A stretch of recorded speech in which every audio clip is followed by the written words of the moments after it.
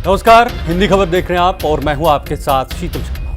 UP और Japan के बीच निवेश औद्योगिक साझेदारी को लेकर नई दिल्ली में यूपी जापान इन्वेस्टमेंट मीट 2026 शुरू हुआ। इसमें जापान के प्रमुख उद्योग समूह के अधिकारियों के साथ सीएम योगी आदित्यनाथ और केंद्र सरकार के मंत्री निवेश संभावनाओं पर मंथन करेंगे। 23 अगस्त तक चलने वाली इस मीट में जापान के 200 से अधिक उद्योगपति, सीईओ, बिजनेस लीडर्स और नीति निर्माता हिस्सा ले रहे हैं। इन्वेस्ट यूपी की ओर से 18 से 23 तक चलने वाले 5 दिवसीय कार्यक्रम दिल्ली, लखनऊ, आगरा, ग्रेटर नोएडा और वाराणसी में होंगे। यूपी जापान इन्वेस्टमेंट मीट 21 अगस्त को लखनऊ में होंगे, लेकिन ये पूरे उत्तर प्रदेश के लिए बहुत महत्वपूर्ण माना जा रहा है। फिलहाल आपको सुनाते हैं सीएम योगी आदित्यनाथ ने क्या कुछ कहा। Japan land of the rising sun है और उत्तर प्रदेश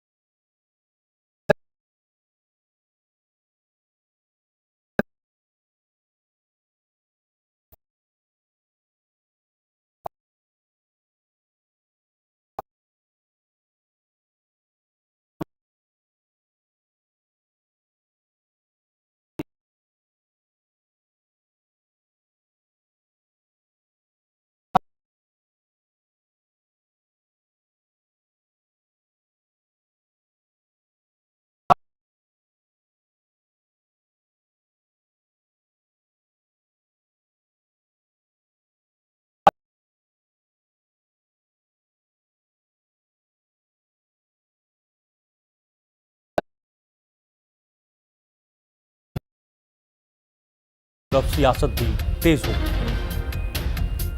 कि हम $1 ट्रिलियन का जो लक्ष्य है वो भी बहुत जल्द अचीव करेंगे। तो 2027 के पहले भारतीय जनता पार्टी उत्तर प्रदेश में युवाओं के लिए नए कारखाने, नई फैक्ट्रियां लाने का काम कर रही है। आईटी सेक्टर में बढ़ावा देने के लिए, इंफॉर्मेशन टेक्नोलॉजी को और मजबूत करने के लिए, एआई के माध्यम से यहाँ पर नए कारोबार और युवाओं को सक्षम बनाने के लिए, युवाओं को मजबूत करने के लिए पूरी तरीके से भारतीय जनता पार्टी प्रतिबद्ध है और बहुत जल्द उत्तर प्रदेश में एक नया रोजगार का सृजन होने जा रहा है। ये योगी आदित्यनाथ ने वादा किया है। ये जो निवेश योगी जी क्या करते हैं, 2017 से लेकर आज 27 आने को है, तमाम सम्मेलन कराए गए निवेश के लिए, इन्वेस्टर्स मीट कराई गई। आज तक एक वाइट पेपर नहीं आया कि जितने कमिटमेंट्स हुए थे उसमें कितना ग्राउंड पर आया है। इनको एक वाइट पेपर लाना चाहिए, क्योंकि झूठ बोलने से और धोखा देने से काम चलता नहीं है जो हो रहा है इस सरकार में। तब आप कभी कहते हैं 35 लाख करोड़ आ गया, कभी कहते हैं 20 लाख करोड़ आ गया। अरे कोई पैसा होता है, कोई रकम होती है, सब फ्रॉड है। और अगर नहीं है तो मैं चैलेंज करता हूं, आज तक इन्होंने निवेश के जितने वादे दिखाए हैं इस प्रदेश को, उसका एक व्हाइट पेपर ले आए और दिखाएं कि कितना निवेश जमीन पर आया है। पूरा के पूरा उत्तर प्रदेश जलमग्न हो रखा हुआ है। प्राथमिक विद्यालय जलमग्न हो रखे हैं। प्राथमिक विद्यालय की दीवार गिर रहे हैं, छज्जे गिर रहे हैं, बच्चे आहत हो रहे हैं, बच्चे सड़क पर आकर के प्रदर्शन कर रहे हैं। इन्होंने बरसात के पानी को हर घर पहुंचाने की योजना चला रखी हुई है। तो अब गए हुए हैं जापान के डेलीगेशन से मिलने के लिए। उत्तर प्रदेश की जनता त्राहिमाम कर रही है और हमारे माननीय मुख्यमंत्री गए हुए कि हम जा रहे हैं और पैसा लाएंगे, हमारे इष्ट मित्र खाएंगे। ऐसे कैसे जो है बिना पैसे खाए हुए हमारे इष्ट मित्र रह पाएंगे? तो ये जो है उत्तर प्रदेश की सच्चाई है। और माननीय मुख्यमंत्री हो चाहे माननीय प्रधानमंत्री हो, जब देश को इनकी आवश्यकता होती है, जो इनका कार्यभार होता है, ये उसको छोड़ करके चल देते हैं और कहते हैं हम जा रहे हैं कार्य करने के लिए। तो माननीय मुख्यमंत्री योगी आदित्यनाथ जी से उत्तर प्रदेश की जनता पूछ रही है कि आइए आप भी थोड़ा सा जलमग्न में नौका विहार कर लीजिए।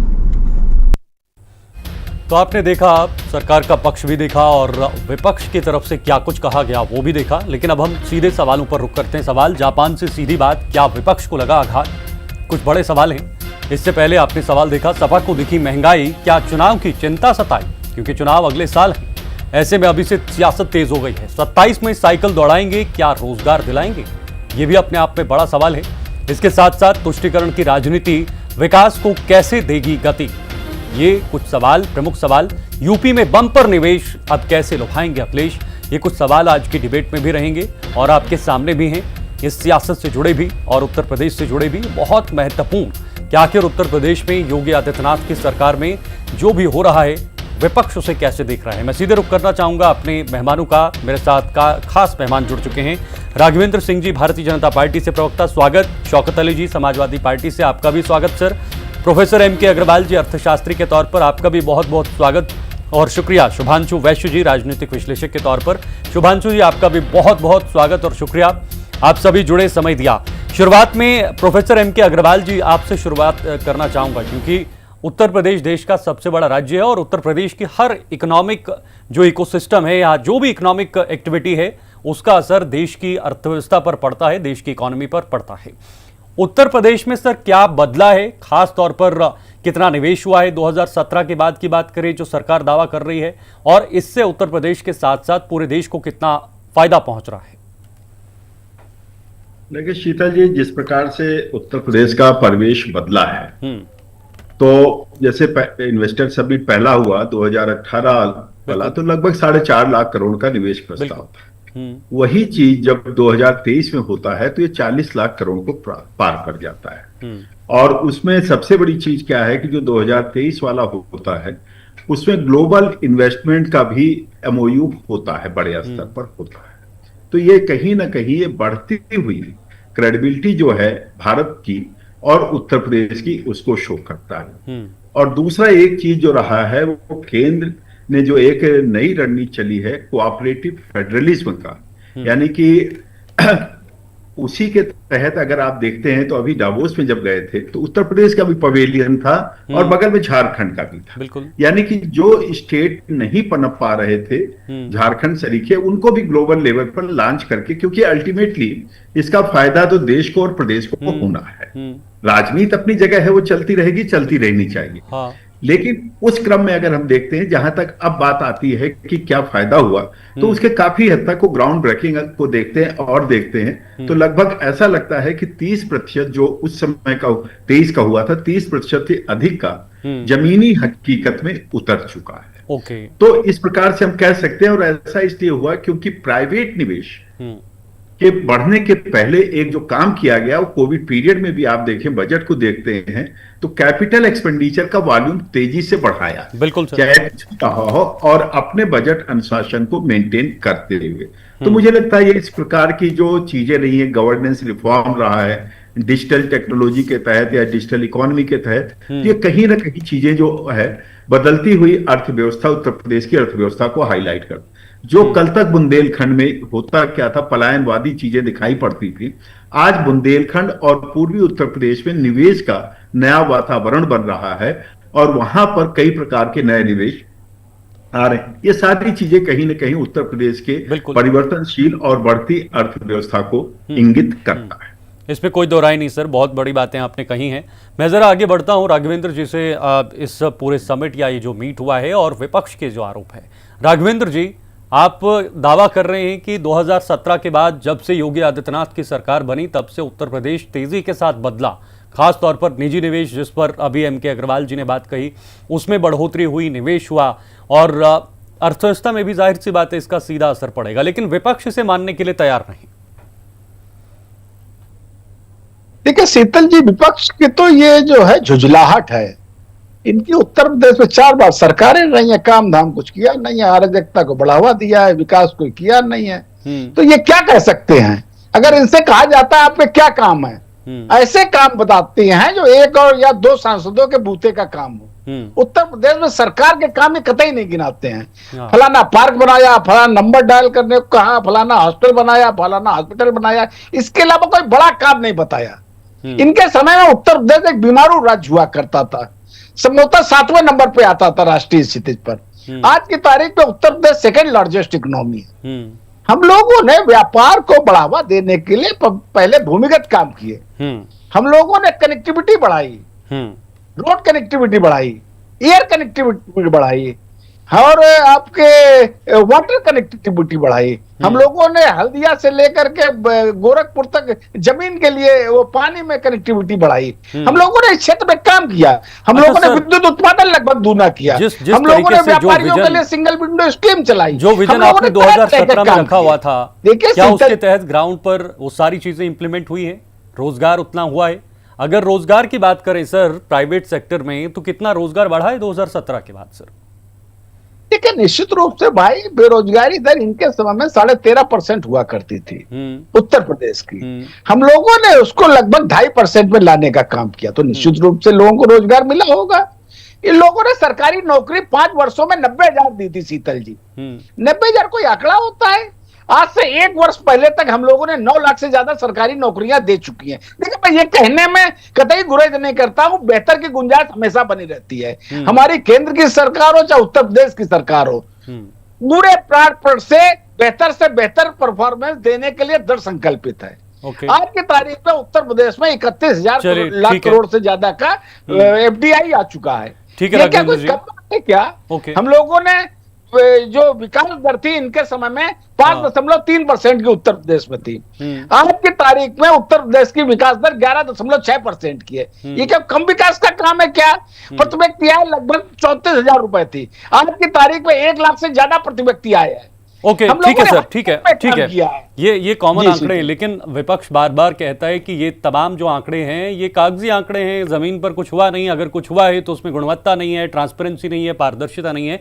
मैं वापस इस पर जवाब लूंगा, लेकिन उससे पहले हमारे साथ शुभांशु वैश्य राजनीतिक विश्लेषक भी जुड़े हुए हैं, उनके पास जाऊंगा। उसके बाद शौकत अली जी आपसे जवाब लूंगा मैं। शुभांशु जी, राजनीति तो होती रहेगी, जैसे अग्रवाल जी ने कहा, वो अपनी जगह होती रहेगी, लेकिन कहां पर क्या हो रहा है इसका फायदा प्रदेश को होगा और देश को होगा। उत्तर प्रदेश को आप किस नजरिए से सर देखते हैं? उत्तर प्रदेश में जो भी एक्टिविटी होती है, चाहे वो राजनीतिक हो, चाहे वो सामाजिक हो, या किसी भी एंगल से हो, विकास हो, इंफ्रास्ट्रक्चर हो, उसका फायदा देश को तो होगा ही होगा।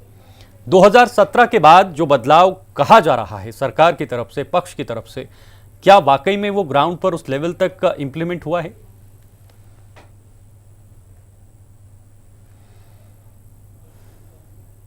शुभांशु जी अनम्यूट कर दीजिएगा सर, फोन को अनम्यूट कर दीजिएगा।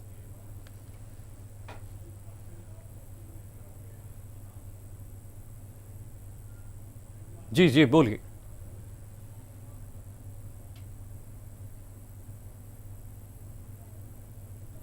शुभांशु जी आपकी आवाज नहीं आ पा रही है सर, आप अनम्यूट कर दीजिएगा फोन को।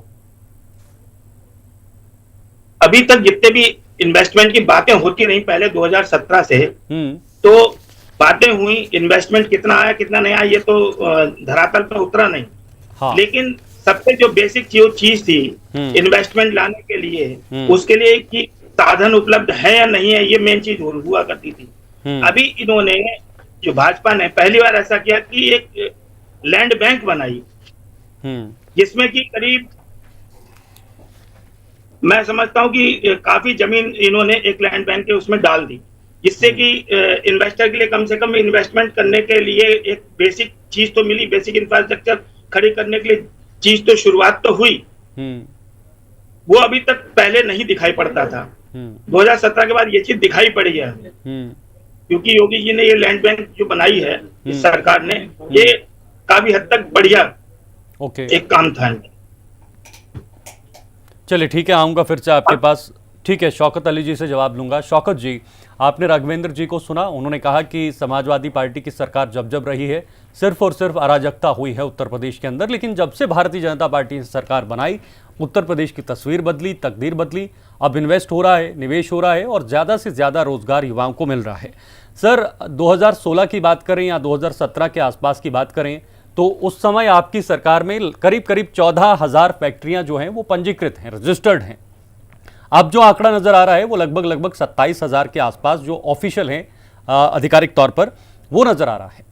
आप इसे कैसे कंपेयर कर रहे हैं? क्या वाकई में ये बहुत बड़ा बदलाव या दोगुना इस सरकार में हुआ है? और हुआ है तो ये कैसे हो पाया? आपकी सरकार में ये आंकड़ा कम क्यों है? हाँ शीतल भाई, कोई भी सरकार होती है तो वो धरातल पे काम करने का प्रयास करती है। आज उत्तर प्रदेश की मुख्यमंत्री बड़ी दमदारी से अपनी बात रख रहे हैं कि हम 50 लाख करोड़ का प्रस्ताव दे रहे हैं, इतने बड़े पैमाने पर प्रस्ताव ला रहे हैं, उसको जमीन पर उतारने का काम करेंगे। मैं बड़े गंभीरता पूर्वक इसको पढ़ रहा था और समझने का प्रयास कर रहा था। जब एक तरफ उत्तर प्रदेश के मुख्यमंत्री इस बात को कह रहे थे कि 50 लाख करोड़ का इन्वेस्टमेंट आएगा, निवेश होगा, लोगों को रोजगार मिलेगा, व्यापार को बढ़ावा मिलेगा, प्रदेश की उन्नति होगी, तो उसके पीछे एक चीज और भी थी, मैं उसको भी पढ़ने का प्रयास कर रहा था। इसी देश से लगभग 10 लाख से ज्यादा व्यापारी देश की नागरिकता छोड़ के चले गए। मैं ये भी समझना चाह रहा था कि आखिर वो क्यों चले गए होंगे, क्या दिक्कत लगी होगी। डबल इंजन की सरकार है, देश में भी सरकार है, प्रदेश में भी सरकार है। तमाम व्यापारी जो यहाँ व्यापार बंद करके विदेशों में नागरिकता ले रहे हैं, वहां व्यापार बढ़ाने का प्रयास कर रहे हैं, आखिर क्या रीजन रहा होगा, क्या वजह रही होगी इसके पीछे जो वे देश छोड़ रहे हैं। तो समझ में आया यहाँ उत्तर प्रदेश की जो सरकार कह रही है और जो जमीन पर हकीकत है, वो दोनों में बड़ा अंतर है। आखिर क्या वजह है, एक बड़ा व्यापारी इस देश से अपना व्यापार समेटता और दूसरे देश भाग जाता, वहां अपना व्यापार करता जाके, क्या वजह है कि वो उत्तर प्रदेश या देश में व्यापार नहीं करना चाहता। कभी इस पर उत्तर प्रदेश की सरकार ने या देश की सरकार ने आंखें खोलकर देखने का प्रयास नहीं किया। और एक बात मेरा सवाल था आपकी सरकार में आंकड़ा क्या था और आज क्या, मैं उस पर भी आ जा रहा हूँ। हर क्षेत्र में आप देखकर जाइए, मैन्युफैक्चरिंग में क्या था 2014-15 में और आज कितना बदलाव हुआ है। मैं उस पर बता दे रहा हूँ। हाँ शीतल भाई, ये जो लोग इस देश की नागरिकता छोड़कर जाते हैं या जो बड़े व्यापारी दूसरे देशों में नागरिकता ले लेते हैं, ये कोई पान की गुमटी वाले नहीं होते हैं, ये 1000, 2000, 5000, 10,000, 50,000 वाले नहीं होते हैं, ये कई लाख करोड़, कई हजार करोड़ वाले लोग होते हैं, तभी जाके विदेशों में नागरिकता है। तो जो यहाँ से अपना व्यापार समेट के लेके जाएगा, मान लीजिए मैं बड़ी फैक्ट्री का मालिक हूँ, उदाहरण के तौर पर बता देता हूँ, और मेरे यहाँ 200 एम्प्लॉइज काम करते हैं, जब मैं अपना व्यापार, लेकिन सर विपक्ष को तो उनसे भी दिक्कत रहती है, कई बार विपक्ष को तो उनसे भी दिक्कत होती है। मैं बता दे रहा हूं, फिर कहा जाता है, सुन लीजिए, अरे शीतल भाई थोड़ी बात तो आ जाए। जो बड़े निवेशक है देश के, एक मिनट मैं इस सवाल को सर क्रॉस करना चाहूंगा। शौकत जी, देश में जो बड़े निवेशक हैं या जो बड़े बिजनेसमैन हैं, उद्योगपति हैं, आप तो उनको भी समर्थन नहीं करते सर, उनका भी विरोध करते हैं। अडानी अंबानी का नाम तो आपके जुबान पर होता है, खासतौर पर विपक्ष की जुबान पर होता है। आपका आरोप है कि भाई सरकार उनके लिए काम कर रही है। मोनोपोली आ जाएगी, किसी एक व्यक्ति को सारी चीजें दी जाएंगी, तो देश में खतरा बढ़ जाता है। इस बात को आप भी समझते हैं और सत्ता में बैठे हुए लोग भी समझते हैं, लेकिन शायद मुझे लगता है कि वो इतना अंधे हो गए, किसी एक व्यक्ति को सब कुछ दे देना और बाकी लोगों को कुछ ना देना। शायद इसके पीछे कारण ये भी रहा होगा, इसीलिए बाकी व्यापारी देश छोड़ के चले जा रहे हैं। जब आप मोनोपोली ले आएंगे एक व्यक्ति को सब कुछ देने के लिए, देश की सारी व्यवस्था एक ही व्यक्ति को देने के लिए, तो कहीं ना कहीं बाकी लोग जो है वो हीन भावना से देखने लगते हैं अपने आप को। उन्हें लगता है कि मेरी सरकार मेरी बात सुनना नहीं चाह रही, सरकार हमें समर्थन नहीं करना चाह रही, सरकार एक तरफा फैसला ले रही, तो बेचारे वो देश छोड़कर चले जाते हैं। और जब वो लोग जाते हैं तो कहीं ना कहीं यहाँ बेरोजगारी बढ़ती है, जीडीपी घटती है। आंकड़े कुछ और बता रहे हैं सर, आंकड़े कुछ और हैं, आप आंकड़ों पे एक बार गौर कीजिए, ऐसे थोड़ी ना होता है। मैं आऊंगा आपके पास, अग्रवाल जी से जवाब लूंगा। अग्रवाल जी देखिए, विरोध गतिरोध तो होगा, लेकिन जो सरकार की इच्छा शक्ति होती है, जो उसकी कैपेबिलिटी होती है, जो उसका संकल्प या विजन होता है, वो कितना जरूरी है। देखिए, हर सरकार आती है, कामकाज होना चाहिए, क्योंकि सरकार चुनकर आती है, लोगों की उम्मीदें जुड़ी होती हैं, लेकिन जब सरकार बन जाती है तो उसके बाद निर्भर करता है उसकी इच्छा शक्ति क्या है, कितनी है। देखिए शीतल जी, इसको मैं जैसे आज की परिचर्चा में देखते हैं, जापानीज डेलीगेशन आया हुआ है, और अगर आप देखें तो 200 लोगों का डेलीगेशन है ये। हाँ। और इससे बड़े डेलीगेशन है, ऐसा नहीं है कि कोई स्ट्रीट वेंडर टाइप का है। बड़े जो है निवेशक हैं, बड़े सीईओ हैं, और ये भारत सरकार के लिए नहीं आए, ये उत्तर प्रदेश में निवेश के लिए आए। बिल्कुल सर। 200 लोग। अब मुख्यमंत्री जी जब 25 फरवरी को गए थे इसी वर्ष, तो 11,000 करोड़ का निवेश प्रस्ताव उससे मिला था, क्योंकि जापानीज पहले चीजों को समझता है, उसके बाद वो आगे बढ़ता है। वो बड़ा कंजर्वेटिव या कह लीजिए बड़ा अलग टाइप का निवेशक होता है, जो भारतीय सिस्टम से मैच भी करता है। जब उनको लगा धीरे धीरे, अभी बीच में फिर आए थे मई में, काफी चीजें आगे बढ़ी, तब वो 200 लोगों का डेलीगेशन लेके आते हैं। ये उत्तर प्रदेश के प्रति बढ़ते हुए विश्वास, यहाँ के लैंड ऑर्डर को लेकर के, यहाँ की गवर्नेंस को लेकर के, यहाँ की इंफ्रा कनेक्टिविटी, इन सारी चीजों को लेकर के उनको लगता है उत्तर। और देखिए, कोई निवेशक आता है, वो आपके लाभ का सोचता है, बाद में पहले वो अपना लाभ सोचता है, और उत्तर प्रदेश सरकार अपना लाभ सोचती है। तो जब दोनों का लाभ अलाइन हो रहा है, तब वो यहाँ पर 200 लोगों का डेलीगेशन लेकर के आए।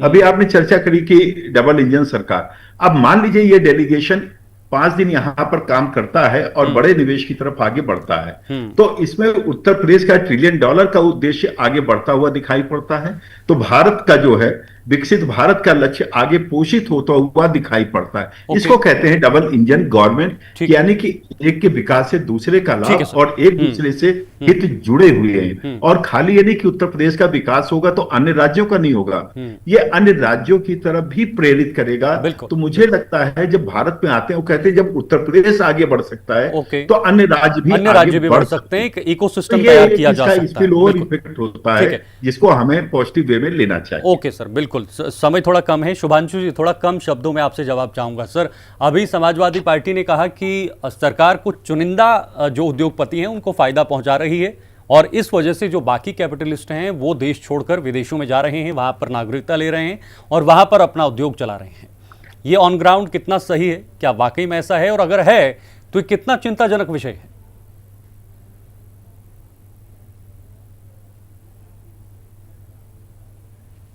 शुभांशु जी, आपसे सवाल है सर। आवाज नहीं जा रही है। बोलिए बोलिए सर, बोलिए। शुभांशु जी सुन पा रहे हैं सर?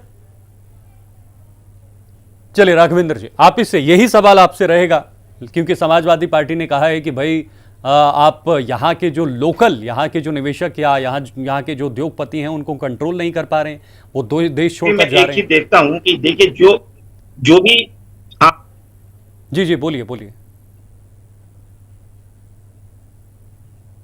शुभांशु जी सुन पा रहे हैं सर? हाँ बोलिए बोलिए, अब आवाज नहीं आ रही थी। जी आप बोलिए, बात पूरी कीजिए सर। आप प्रश्न बताइए, मैं सवाल सुन ये नहीं पाया था। था। समाजवादी पार्टी ने कहा कि जो कैपिटलिस्ट हैं भारत के वो देश छोड़कर जा रहे हैं, विदेशों में बस रहे हैं, कुछ चुनिंदा लोगों को फायदा पहुंचाया जा रहा है। अब ये आरोप प्रत्यारोप तो चलते रहेंगे, लेकिन वर्तमान में स्थिति तो आप देख ही रहे हैं कि इन्वेस्टर आ रहा है और अभी भी जापान के जो डेलीगेशन आ रहे हैं उसमें काफी सीईओ हैं, कम से कम 200 लोग हैं। वो जो आ रहे हैं तो वो इन्वेस्टमेंट करने यूं ही नहीं आ रहे हैं। हाँ। कुछ तो वजह होगी जो वो यहाँ आ रहे हैं। अब इनके आरोप प्रत्यारोप को मैं क्या जवाब दूं, है ना? जब लोग आ रहे हैं, इन्वेस्टमेंट हो रहा है, अभी तक तो ऐसा कोई मुझे छोड़ के जाता नजर नहीं आया। अब मैं समझता हूँ कि इन लोगों के आने से रोजगार भी आएगा और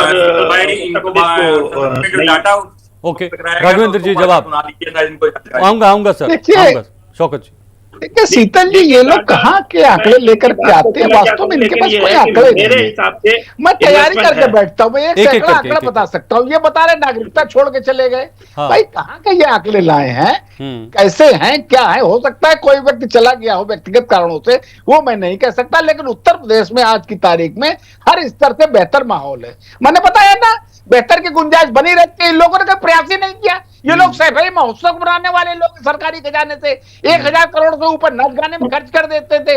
हम लोग उत्तर प्रदेश को $1 ट्रिलियन इकोनॉमी बनाने की तरफ अग्रसर हैं। भाई हम लोग उत्तर प्रदेश में वातावरण बना रहे हैं। आज की तारीख में Uttar Pradesh second largest economy है। 55% एक्सपोर्ट में देश का उत्तर प्रदेश में बना हुआ है। हम लोग काम कर रहे हैं। इनके समय में 16 अस्पताल हुआ करते थे उत्तर प्रदेश में सरकारी। हम लोगों ने 65 से ज्यादा सरकारी अस्पताल बनाने का काम किया है। एयर कनेक्टिविटी बेहतर की है। आज की तारीख में उत्तर प्रदेश में विदेशी व्यापारी भी आ रहे हैं, देशी व्यापारी भी आ रहे हैं। मेरे पास आंकड़े रखे हैं। भारतीय जनता पार्टी जो है इस प्रकार की बातें नहीं करती है। ये लोग सिर्फ ध्रुवीकरण करके राजनीति करते हैं। चलिए, अगर थोड़ा कम है, चर्चा करते हैं जी। शौकत साहब मैं बताना चाहता हूं जल्दी से, इनके समय में घपले घोटाले होते थे। सिर्फ 1 मिनट की बात कर रहा हूँ। 12 से लेकर 2012 से 2014 तक इन्होंने लैपटॉप खरीदे थे 14 लाख, बांटे सिर्फ 6 लाख। ये एक आरटीआई शांतनु गुप्ता ने लगाई थी, उसमें जवाब मिला। सर मेरे पास समय नहीं है। शौकत जी जल्दी से 10 सेकंड रखिए sir. Lucknow Agra express way. Shaukat साहब, मुझे लगता है कि भारतीय जनता पार्टी को राजनीतिक विशेषज्ञों को जानकारी लेकर बैठना चाहिए। उस सदन में वो डाटा पेश किया जाए कि कितने लोग देश छोड़कर, नागरिकता छोड़कर गए हुए हैं। जब इन लोगों के पास डाटा नहीं होता तो कह दिया जाता वो दोषारोपण किया जा रहा है, जो है आरोप लगाए जा रहे हैं। आरोप नहीं है, ये डाटा भारतीय जनता पार्टी के लोगों को खासकर पढ़ना चाहिए कि चर्चा में आने से पहले उनको। और ये डाटा कोई समाजवादी पार्टी ने पक्ष ने नहीं प्रस्तुत किया, डाटा भारतीय जनता पार्टी के सरकार। चलिए ठीक है सर, समय नहीं है मेरे पास। महाराज सुन लीजिए, समय नहीं मेरे पास। बहुत शुक्रिया सर, राघवेंद्र जी, शौकत जी, MK अग्रवाल जी और शुभांशु जी, आपका भी बहुत बहुत शुक्रिया हमारे साथ समय साझा किया। देखिए आज समिट हो रहा है, मीट हो रही है, बहुत सारा निवेश उत्तर प्रदेश में लाने की कोशिश की जा रही है और संभवतः निवेश होगा भी। लेकिन सबसे बड़ी बात कि इस लोकतांत्रिक सेटअप में जो सरकारें बनती हैं उसका इच्छा शक्ति, उसका दृढ़ संकल्प कितना होता है, उसका विजन क्या है, किस विजन के साथ काम हो रहा है। क्योंकि जितना ज़्यादा निवेश होगा उतना ज़्यादा रोजगार के दरवाजे खुलेंगे, ज़्यादा से ज़्यादा युवा उसमें अपना रोजगार करेंगे, इकोनॉमिक गतिविधियां चलेंगी। इससे उत्तर प्रदेश को फायदा होगा और साथ साथ देश को भी फायदा होगा। लेकिन राजनीति एक तरफ और दूसरी तरफ विकास के कार्य, इंफ्रास्ट्रक्चर या फिर निवेश। फिलहाल वक्त एक छोटे से ब्रेक का, बने रहिए हमारे साथ, खबरों का सिलसिला जारी है।